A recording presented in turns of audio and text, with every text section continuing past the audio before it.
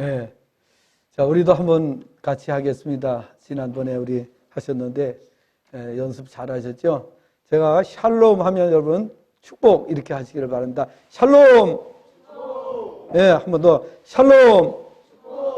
샬롬! 예, 따라 하신 분은 큰 복이 있기를 바랍니다. 할렐루야. 예. 우리가 남을 축복을 잘 하는 분이 되셔야 내가 복을 받는 거예요. 남이 안 되기를 바라는 사람이 되는 꼴을 본 적이 없습니다. 그렇기 때문에 우리가 남이 잘 되도록 복을 빌어주는 그런 삶을 사시기를 바랍니다. 우리 모두에게는 소원이 있습니다. 자, 어떤 소원입니까? 자, 우리가 잘 되기를 바라는 소원도 있지만은 우리 다음 세대가 잘 되기를 바라는 그런 소원을 가지고 있어요. 그래서 자식들이 잘 되기를 부모들은 한시도 정말 멈추지 않고 소원하는 것을 볼 수가 있습니다. 자식들이 잘못되면은 부모는 가장 힘들어하고 고통스러워하는 것이 바로 자식이 잘못되는 것이죠. 하나님 아버지께도 소원이 있습니다. 자, 하나님 아버지의 소원은 모든 사람이 행복하게 사는 것이라고 성경은 말씀을 하고 있습니다. 하나님께서는 우주를 만드시고 인간이 사는 세상을 계획하실 때에 모든 인간이 행복해지는 것을 목표로 또 행복해지는 것을 원하시고 하나님께서 이 세상을 지으셨습니다. 그래서 사람을 지으시고 제일 먼저 하신 일이 복을 주시는 일을부터 시작을 하신 것을 볼 수가 있습니다. 여러분, 우리가 아기를 낳자마자 복을 비는 정말 하나님의 복이 넘치는 자녀가 되기를 원하는 그런 마음을 갖는 것이 가장 중요하지요. 우리가 내복 한 벌 더 사주는 거, 먹을 거 더 준비해 주는 것보다 더 중요한 것은 하나님의 복을 빌어주는 것이죠. 자, 이렇게 하나님께서는 모든 사람이 행복해지기를 원하시는데 모두가 잘 아시는 대로 이 세상은 말할 수 없는 불행과 고통이 넘치고 있습니다. 그 이유가 무엇입니까? 바로 인간이 타락함으로 인해서 저주가 임하게 되었고 그 불행이 지금까지도 이렇게 이어지고 있는 것을 볼 수가 있습니다. 곳곳에서 정말 우리가 상상하기도 어려운 시련들이 있는 것은 바로 이 세상이 타락한 곳이기 때문에 그렇습니다. 그럼에도 불구하고 하나님께서는 여전히 모든 인간이 행복해지기를 간절히 원하고 계신다는 것입니다. 오늘 본문을 보면은 하나님 아버지의 소원이 무엇인지를 우리에게 교훈해 주고 있습니다. 첫째, 하나님의 소원은 한 사람도 지옥에 가지 않고 모든 사람이 구원을 받는 것입니다. 하나님께서는 모든 인생이 구원을 받아서 정말 불행에서 벗어나기를 원하신다 하는 것입니다. 사람이 구원을 받으면 영원한 행복을 누리게 되지만 구원받지 못하면 영원한 불행, 비극에 처해지게 되는 것입니다. 그러므로 구원은 모든 사람에게 있어서 가장 중요한 문제이며 반드시 해결받아야만 할 문제다 하는 것을 우리가 알아야 됩니다. 누가복음 16장 9절부터 31절 말씀을 보게 되면은 부자와 나사로의 이야기가 나오는 것을 볼 수가 있습니다. 예수님께서는 이 부자와 나사로의 비유를 통해서 이 땅에서의 낙은 한순간에 지나지 않고 그리고 이 세상에서 낙을 누리다가 지옥에 떨어지게 되면 영원한 고통과 불행을 면할 수 없다는 사실을 말씀해 주셨습니다. 그리고 이 땅에서 비록 가난하고 정말 거지로 살고 또 이 세상에서 남들보다 천하고 멸시받는 그러한 위치에 살던 나사로는 천국에 들어감으로써 영원한 행복, 영원한 생명을 누리게 되었다는 사실을 말씀을 하고 있습니다. 여러분, 세상이 가장 힘들고 어려울 때에 사람들이 하는 말이 있어요. 뭐라고 말하지요? 지옥 같다, 이런 말합니다. 그렇죠? 사는 게 지옥 같다. 지옥은요, 그 정도 고통은 아니에요. 우리가 이 세상에서 고통은 아무리 힘들어도 견딜만 해요. 지옥의 고통은 인간이 견딜 수 없는 고통이라고 성경은 말씀하고 있어요. 그래서 하나님께서는 지옥의 고통을 당하지 않도록 우리가 이 땅에 사는 동안에 이 세상에서 지옥의 고통을 조금씩 맛보게 해주시는 거예요. 그래서 지옥 가지 말라는 거예요. 지옥 가면 이거하고 비교할 수 없다고 성경에 말씀하셨잖아요. 그 다음에 우리가 이 땅에 사는 동안에 하나님께서는 천국의 기쁨을 맛보게 해주세요. 천국의 기쁨과 천국의 행복을 맛보게 해주세요. 그래서 우리가 천국 가면은 이런 정도의 기쁨과 행복이 아니라 완전한 기쁨과 행복이 있다는 것을 우리에게 깨닫게 해주시기 위해서 이 땅에 살아가는 동안에 지옥의 고통도 경험하게 하시고 천국의 행복도 맛보게 해주신다라는 것을 성경은 우리에게 보여주고 있는 것입니다. 이 세상에서도 감당하기 어려운 고통을 당할 때에 사람들은 꼭 지옥 같다고 이렇게 말을 하는데, 여러분, 지옥을 가보십시오. 지옥은 우리 인간이 견딜 수가 없다라는 사실을 성경은 말씀하고 있습니다. 여러분, 혹시 이 자리에서 지옥 가고 싶은 분 계세요? 예. 예, 지옥 가고 싶은 분 계세요? 한 분도 없죠. 예, 지옥은요, 아무도 가기를 원치 않습니다. 그런데 지옥 가지 말라고 천국으로 안내해 주기 우리가 원해서 열심히 가서 복음을 전해도 사람들이 그 복음을 받아들이지 않는 경우가 있어요. 그건 뭡니까?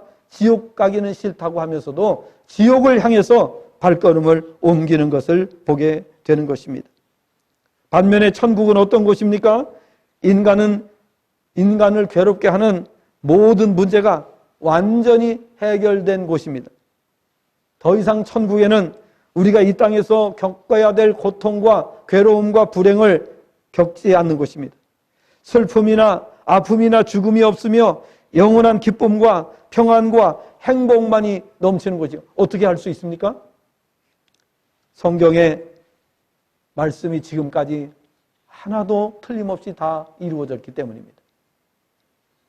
성경의 예언, 성경의 말씀이 하나라도 틀린 것이 있으면 한번 찾아내 보세요. 수천 년의 역사 속에서 하나님의 말씀이 단 한 번도 틀린 적이 없습니다.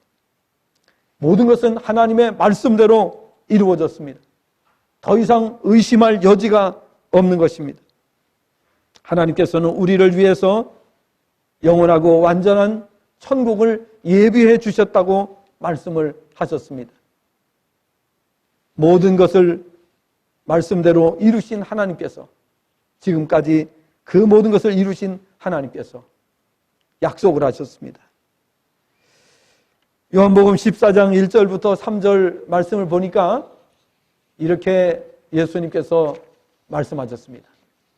너희는 마음에 근심하지 말라. 하나님을 믿으니 또 나를 믿으라. 내 아버지 집에는 거할 곳이 많도다. 그렇지 않으면 너희에게 일렀으리라. 내가 너희를 위하여 거처를 예비하러 가노니 가서 너희를 위하여 거처를 예비하면 내가 다시 와서 너희를 내게로 영접하여 나 있는 곳에 너희도 있게 하리라 말씀하셨습니다. 요한계시록을 보면 사도 요한은 예수님께로부터 환상과 계시를 통해서 천국에 대해 말씀을 들었습니다. 천국은 우리의 상상을 뛰어넘는 완전하고 영원한 곳으로 묘사가 되었습니다. 또 요한계시록 21장과 22장을 보면 천국은 아름답고 또 화려하고 말로 형언할 수 없이 영화로운 곳임을 말씀하고 있습니다. 성도는 하나님의 자녀로 그곳에 가서 영원한 영화를 누리게 된다는 사실입니다. 지금 고인이 되신 하용조 목사님께서 이런 글을 남기셨습니다. 제목은 불가능을 가능케 하는 믿음이라는 내용으로, 당신은 이성, 합리성의 세계를 벗어나려고 노력합니까? 우리는 합리성의 세계에 살고 있습니다. 하나님을 믿지 않는 사람들은 합리성, 상식, 이성이 기준입니다. 그래서 세상은 합리성을 중심으로 움직입니다. 그러나 믿음의 세계는 이와 다릅니다. 합리성, 이성에는 기적이 없지만 믿음은 언제나 불가능을 가능케 합니다. 없는 것을 있게 하고 보이지 않는 것을 보게 하고 죽은 자를 살립니다. 우리는 이성의 세계에 살지만 실제로 이성과 합리성을 초월한 일들에 부딪히곤 합니다. 평상시에는 이성과 합리성을 기준으로 사는 것 같지만 위기를 맞으면 달라집니다. 인생의 위기, 폭풍, 죽음, 절망에 부딪히면 이성과 합리성을 찾지 않습니다. 합리성에 공을 들인다고 해결할 수 없기 때문입니다. 그 순간 이성과 합리성은 잊어버리고 믿음의 세계로 들어갑니다. 믿음은 바라는 것들의 실제며 보지 못하는 것들의 증거입니다. 하나님의 약속을 바라보는 것입니다. 말씀을 붙들고 보이지 않는 것을 보고 바라는 것을 보는 것입니다.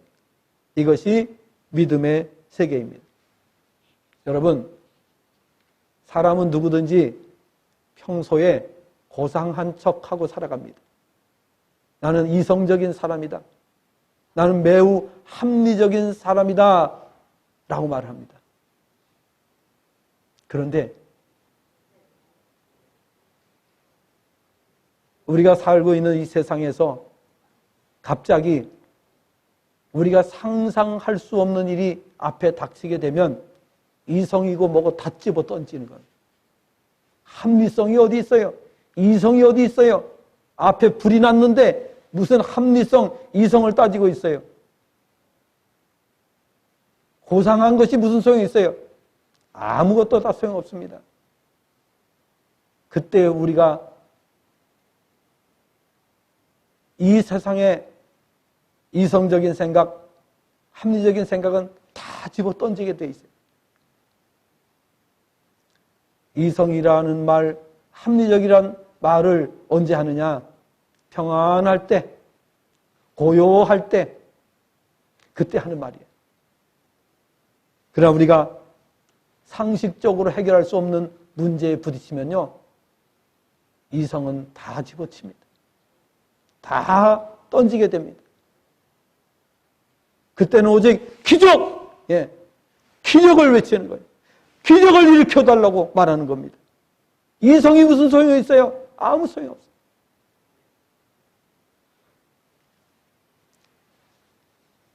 하나님께서는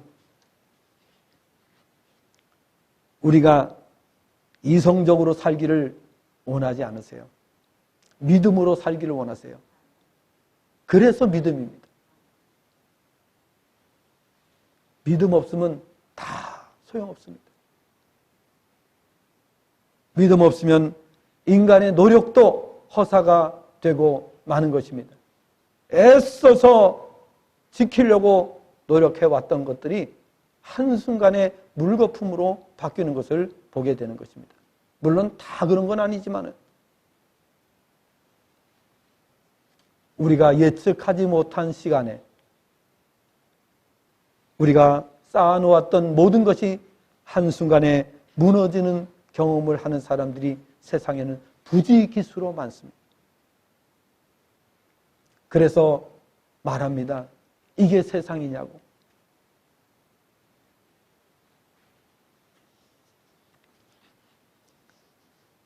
그래서 오늘 본문 앞에 1절부터 3절까지의 말씀을 보게 되면은 모든 사람을 위하여 기도하라고 말씀합니다.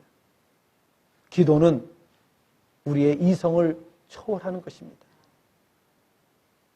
하나님의 기적은 우리의 이성과 합리성을 초월하는 것입니다. 이성과 합리성은 우리가 해결 가능할 때에 이성과 합리성을 이야기하는 것입니다. 우리의 한계를 벗어나면 그때부터는 이성이 아무런 소용을 발휘하지 못하게 되는 것입니다. 그때는 믿음밖에 남는 것이 없습니다.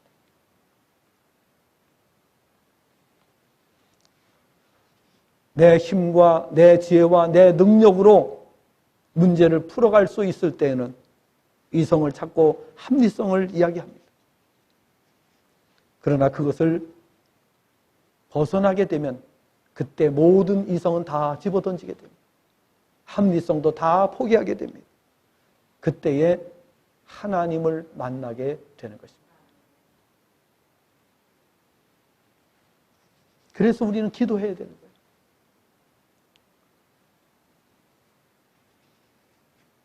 우리 사람들이 더 이상 인간의 이성으로, 인간의 합리적인 생각에 매여서 사는 존재로 살지 않고 믿음으로 사는 존재가 되도록 우리가 기도하는 것입니다.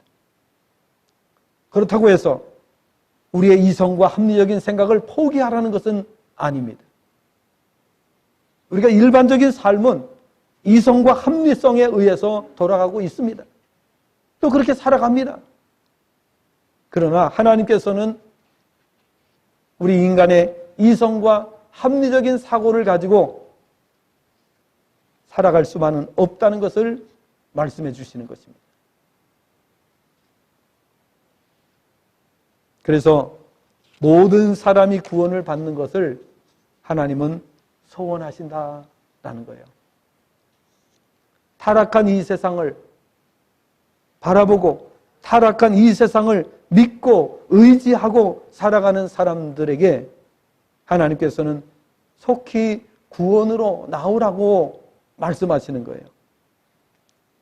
그게 다가 아니니까. 그것을 믿고 의지하며 살다가는 마지막에는 영원한 불행에 떨어지게 된다는 것을 하나님께서는 너무나도 분명하게 정해 놓으셨기 때문에 그래서 빨리 그곳에서 벗어나라고 말씀을 하시는 것입니다. 우리의 인간의 이성과 합리적인 사고로 우리가 살아갈 수 없는 이유는 뭐냐? 그것은 우리 인간의 힘으로 어찌할 수 없는 지진과 같은 상황이 온다면 그때도 이성 찾겠습니까? 땅이 갈라져가지고 다 함몰되고 다 거기에 건물이 통째로 삼킨바되고 그렇게 되는데 그때 여러분 합리적인 생각, 이성적인 생각을 한다고 말하겠습니까? 그것은 어리석기 짝이 없는 행태가 아닐 수가 없는 것입니다. 그때 여러분 누구를 막론하고 아이고 하나님 살려주십시오. 그 말밖에는 할 자가 없는 것입니다.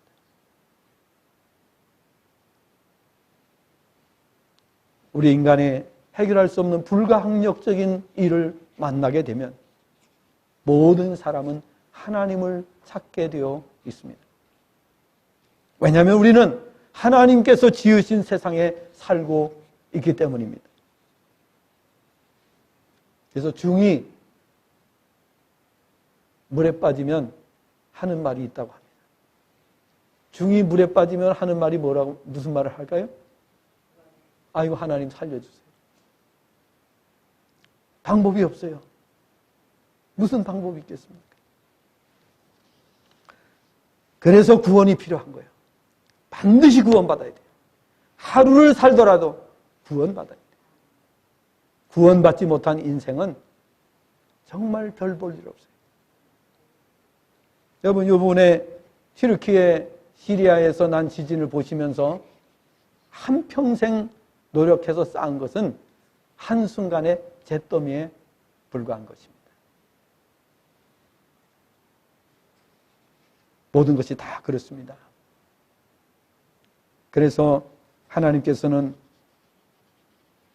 모든 인생이 이 우주 만물이 하나님의 지으신 작품이며 하나님께서는 모든 인생에게 영원한 행복, 지고의 행복을 주시기를 원하신다는 사실을 성경은 누누이 강조하고 있습니다.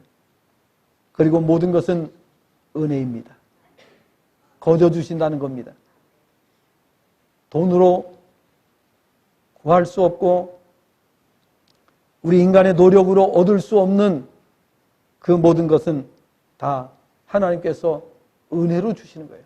선물로 주시는 거예요.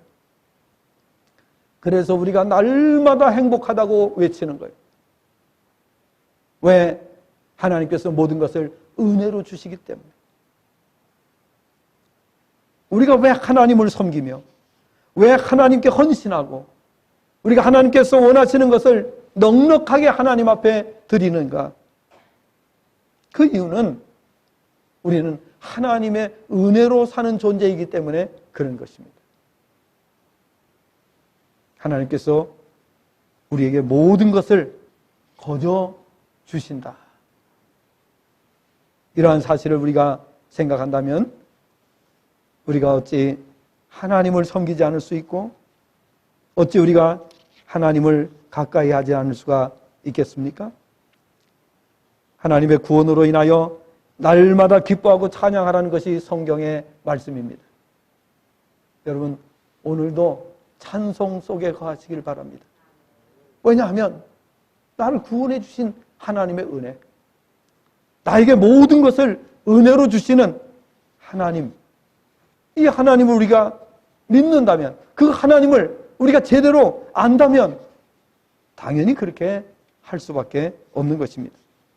두 번째로 하나님의 소원은 모든 사람이 불행을 겪지 않고 영원한 행복 안으로 들어오라는 것입니다. 이것이 하나님의 소원입니다.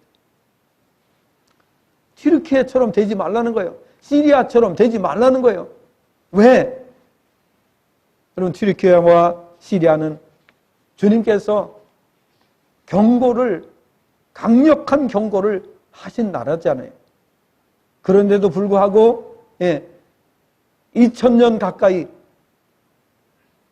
지금까지도 주님을 배반한 채로 살고 있습니다. 중간에 하나님께서 강력한 경고로 초토화시킨 적이 있습니다. 그래서 소아시아의 7교회가 골조 뼈대만 앙상하게 남아있어요. 다 무너지고. 그런데 그 말을 안 들으니까 이번에 강력한 경고를 또 내리신 것입니다. 전 인류가 부정할 수 없지요? 왜? 성경에 명백하게 기록이 되어 있으니까. 아무도 그것을 부인할 수가 없어요. 성경대로 됐으니까.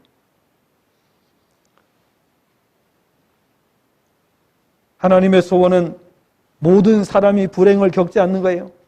영원한 행복 안으로 들어오는 것이에요. 그래서 오늘 원문 번역을 보면 4절 하반절을 보면 그리고 진리의 지식을 향하여 오기를 바라신다. 이렇게 번역이 됩니다. 그리고 진리의 지식을 향하여 오기를 바라신다. 하나님은 모든 인생이 진리의 지식 안으로 들어와야 한다고 말씀합니다. 사람들은 큰 어려움, 곧 불가항력적인 어려움이 닥치기 전에는 자신의 이성과 힘으로 세상을 살아갈 수 있다고 생각을 합니다. 그러다 인간의 이성과 힘으로 해결할 수 없는 문제, 예를 들어 애굽의 10가지 재앙과 같은 재앙이나 그 밖에 지진이나 쓰나미, 극심한 한재나 풍재 같은 재앙을 만나게 되면 항복을 하게 되는 것입니다. 그래서 하나님께서는 모든 인간이 하나님을 알고 찾도록 하시기 위해서 인간의 이성과 힘으로 해결할 수 없는 문제를 우리 앞에 만나게 하신다고 성경은 말씀하고 있습니다. 인류 역사를 보면 인간은 대단한 존재처럼 느껴지기도 합니다. 고대에서 현대에 이르기까지 인간은 문명을 건설하기 위해 노력해왔고 그로 인해서 큰 성과들을 얻기도 했습니다. 7대 불가사의라고 하는 말이 있습니다. 인간의 힘으로는 도저히 이룰 수 없다고 생각하는 것을 가리켜서 불가사의라 이렇게 말을 합니다. 하나님께서 하시면 장난감에 불과하지만은 인간들이 볼 때는 이것이 불가사의라고 느껴지는 것입니다. 고대 사회 속의 7대 불가사의는 이집트의 피라미드, 바벨론의 공중정원, 알렉산드리아의 파로스 등대, 에베소의 아르테미스 신전, 마우솔로스의 영묘, 올림피아의 제우스상, 로도스의 거상, 이것을 고대 7대 불가사의라고 말합니다. 그 다음에 중세사회에 7대 불가사의가 있습니다.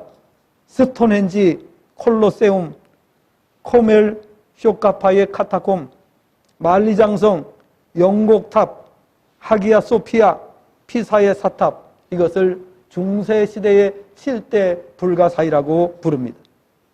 현대사회의 불가사의 7대 불가사의는 미국 뉴욕에 있는 엠파이어 스테이트 빌딩, 영국과 프랑스를 잇는 도보 해협의 채널 터널, 캐나다 온타리오주 토론토에 위치한 CN타워, 미국 캘리포니아주 샌프란시스코에 위치한 금문교, 브라질과 파라과이 사이에 위치한 파라나강의 이타이프 댐, 네덜란드 지위터르 간책 사업인 델타 계획, 파나마 지역의 파나마 운하, 이것을 현대 사회의 7대 불가사의라고 이렇게 꼽습니다.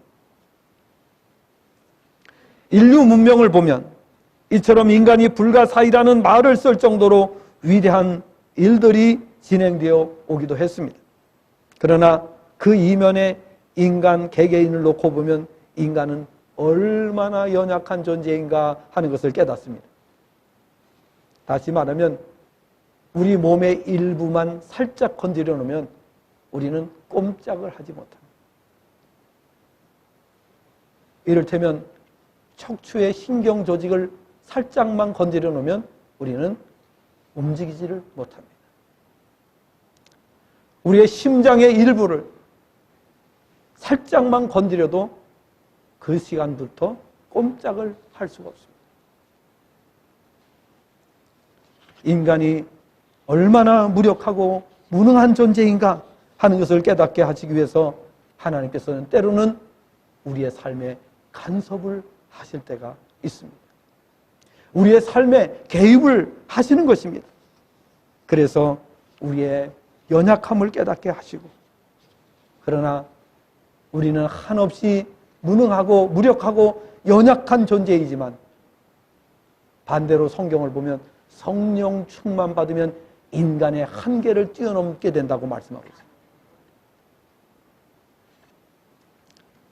그래서 사도행전 19장 11절 12절 말씀을 보니까 하나님께서 바울의 손으로 희한한 능력을 행하게 하시니 죽은 사람을 살리고 걷지 못한 자를 걷게 하시고 놀라운 일을 행하게 하시는 것을 볼 수가 있습니다. 그렇습니다. 우리 인간은 하나님을 떠나서는 한없이 무력한 존재입니다. 그러나 하나님 안에 들어와서 성령 충만을 받게 되면 스가랴 4장 6절을 보니까 힘으로 되지 아니하고 능으로 되지 아니하며 나의 영으로 된다고 말씀을 하셨습니다. 주의 성령이 내게 임하셨으니 가난한 자에게 복음을 전하게 하시고 포로된 자를 자유케 해 눈먼 자를 다시 보게 하고 눌린 자를 자유케 하려 하심이라 그랬습니다. 사도행전 1장 8절을 보면 성령이 너희에게 임하시면, 오직 성령이 너희에게 임하시면 너희가 권능을 받고 예루살렘과 온 유다와 사마리아와 땅끝까지 이르러 내 증인이 된다고 말씀하셨습니다. 그러므로 우리는 연약한 존재지만 하나님 안에 들어오면 빌립보서 4장 13절에 바울 사도는 이렇게 고백했습니다. 내게 능력 주시는 자 안에서 내가 모든 것을 할 수 있는다. 하나님의 능력 안에 들어오면 됩니다. 하나님의 능력 안에 거하면 되는 줄로 믿습니다. 그래서 오늘 말씀의 하반절에서 진리의 지식을 향하여 오기를 바라신다. 하나님께서는 모든 인생이 진리의 지식을 향하여 오기를 바라신다. 오늘 말씀을 들으니까 우리가 확실히 느낄 수 있잖아요. 깨달을 수 있잖아요. 그렇구나. 진리 안에 우리가 거해야 되는구나. 우리가 진리를 깨달으면 이 세상에서 파워, 선 파워가 되는구나. 하나님의 능력을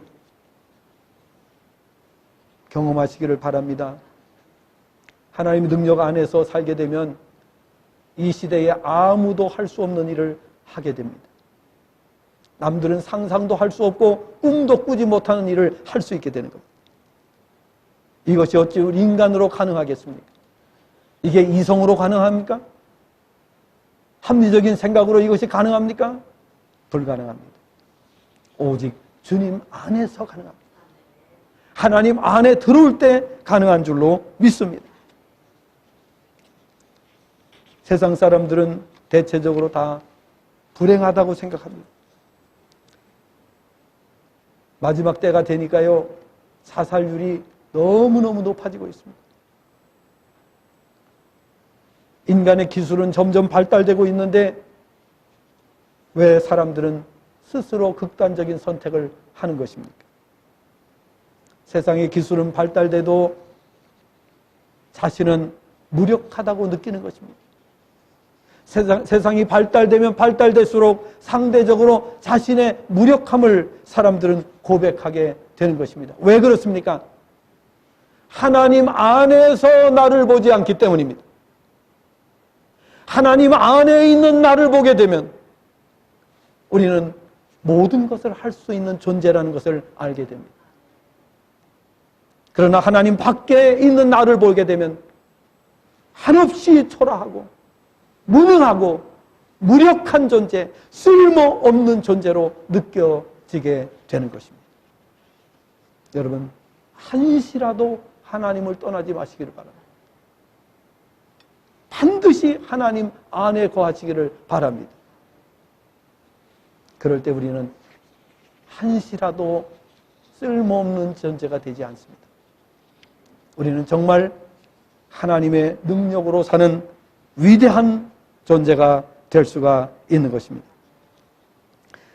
하나님께서는 인간들이 진리의 지식을 알기를 원하시는 이유가 무엇입니까? 첫째는 하나님께서 인간을 지으셨기 때문으로 인간으로 하여금 하나님이 어떤 분인지를 알도록 하시기 위해서입니다. 하나님 모르면 불행한 겁니다. 하나님 알고 나면 그 다음에는 그냥 행복한 겁니다. 인간이 하나님을 바로 알아야 바른 삶을 살게 되고 불행에서 벗어날 수 있습니다. 하나님을 떠난 인간은 불행합니다. 물고기가 물을 떠나서 살 수 있습니까? 하나님의 지음을 받은 인생들은 하나님을 떠나서는 살 수가 없습니다. 그리고 불행 속에 빠질 수밖에 없습니다. 둘째는 모든 인간이 하나님을 섬김으로 영원한 행복을 누리기를 원하시기 때문에 진리의 지식을 향하여 나오기를 원하시는 것입니다. 진리를 모르면요, 인생이 정말 불행하게 살아갈 수밖에 없는 거예요. 우리가 구원을 받게 됩니다. 하나님을 우리가 섬김으로 영원한 행복을 누리게 되는데 그 이유는 하나님을 섬기는 인간이 구원을 받게 되죠. 또 하나님의 자녀가 되는 권세를 누리게 되죠. 하나님께서 예비해 두신 영원한 하나님의 나라에서 영생을 누리게 되기 때문입니다. 이처럼 하나님께서는 모든 인간이 이 땅에서 뿐 아니라 영원히 행복한 삶을 살도록 하시기 위해서 우리 인간의 약점을 건드리셔서 연약함과 유한성을 깨닫게 하시고 하나님을 섬기게 하사 하나님께서 본래 계획하신 대로 영원한 행복의 나라에서 살게 하시기 때문입니다. 이러한 이유 때문에 모든 사람은 고난을 통과하게 되는 것입니다. 어느 인생도 고난을 통과하지 않을 수는 없습니다. 고난이 없으면 하나님을 알 수가 없어요. 고난이 없으면 하나님을 찾지도 않게 되어 있습니다. 타락한 이래로 이 세상은 바로 우리 인간의 연약함과 유한함을 발견하는 장소가 되었고요. 이 과정을 통하여 비로소 하나님을 바로 알게 되고, 하나님을 바로 알 때에 하나님을 바로 섬기며 이 땅에서뿐 아니라 영원히 복된 삶을 살 수 있게 되기 때문에 그렇게 하시는 것입니다. 성경은 이 세상이 영원한 곳이 아니며 우리 인간이 잠시 머물다 가는 곳임을 깨닫게 하시기 위해서 우리에게 불행과 고통을 겪게 하시는 것입니다. 베드로후서 3장 10절부터 13절의 내용을 보면 주의 날이 도둑같이 오리니 그날에는 하늘이 큰 소리로 떠나가고 물질이 뜨거운 불에 풀어지고 땅과 그 중에 있는 모든 것이 드러나리라고 했고, 우리는 그의 약속대로 의가 있는 곳인 새하늘과 새 땅을 바라본다고 했습니다. 그러나 이러한 사실을 알지 못하는 사람은 이 세상이 전부인 줄 알고 이 세상에 속아 살다가 불행을 겪게 되는 것입니다. 하나님을 바로 알지 못할 때에 인간은 죄에 빠지게 되는데 헛된 우상을 숭배하기도 하고 교만에 빠지기도 하고 타락의 길을 가기도 합니다. 이러한 죄는 결국 인간을 큰 불행에 빠지게 합니다. 그래서 이 땅에 비극이 있는 것입니다. 불행의 고통이 있게 되는 것입니다. 전 세계에서 겪고 있는 모든 불행이 바로 여기에 속한다고 말할 수 있습니다. 그러나 반대로 하나님을 바로 알고 섬기며 하나님을 기쁘시게 해드리면 이 땅에서는 물론이고 영원히 복된 삶을 누리게 된다고 성경은 말씀하고 있습니다. 신명기 28장 1절부터 14절의 말씀을 보게 되면 하나님의 말씀을 듣고 순종하는 자들에게 세계 모든 민족 위에 뛰어나게 해주시겠다고 말씀하셨습니다.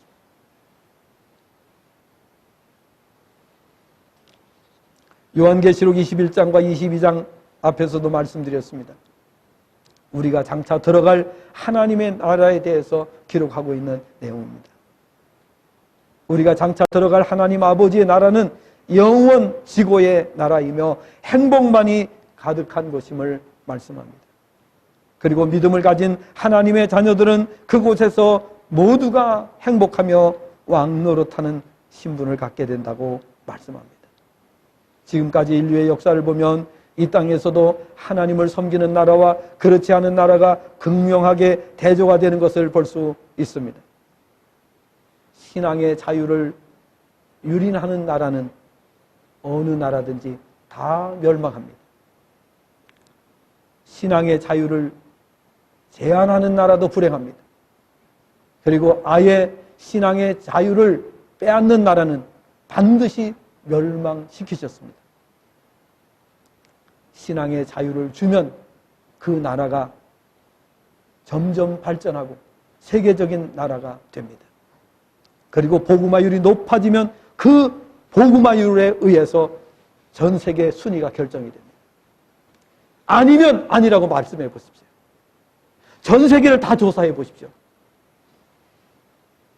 그래서 우리는 확신이 있는 것입니다. 우리는 목에 칼이 들어와도 죽음이 우리 앞에 놓인다 할지라도 우리는 당당하게 담대하게 설 수가 있습니다. 왜냐하면 우리는 하나님의 나라가 보장이 되어 있기 때문인 줄로 믿습니다. 하나님을 대적했던 나라는 한 나라도 살아남지 못했습니다. 고대 사회부터 중세 사회, 지금은 이제 현대 사회는 아직 존재하고 있으니까 그렇다 할지라도, 따라서 하나님께서는 모든 사람이 구원받기를 원하십니다. 모든 나라가 구원받기를 원하십니다. 왜냐하면 더 이상 불행 속에 살지 않기를 바라시기 때문입니다. 영원히 불행 없는 삶, 영원히 행복한 삶을 살기 원하십니다. 그래서 하나님께서는 우리가 구원받기를 원하신다는 것입니다. 그리고 하나님의 말씀대로 살아서 영원히 행복한 삶을 누리기를 원하신다는 것입니다. 오늘 우리가 나가서 전도하는 것은 이러한 사실을 증거하는 일입니다. 예수님을 영접하고 구원받으신 사랑하는 성도 여러분, 하나님 아버지를 잘 섬기셔서 영원한 행복자로 사시기를 바랍니다. 더 이상 우리에게는 불행이 존재할 수가 없습니다. 이미 불행은 끝났습니다. 그래서 우리는 이렇게 외칩니다. 불행 끝, 행복 시작. 기도하겠습니다. 하나님 아버지 은혜와 사랑을 감사합니다.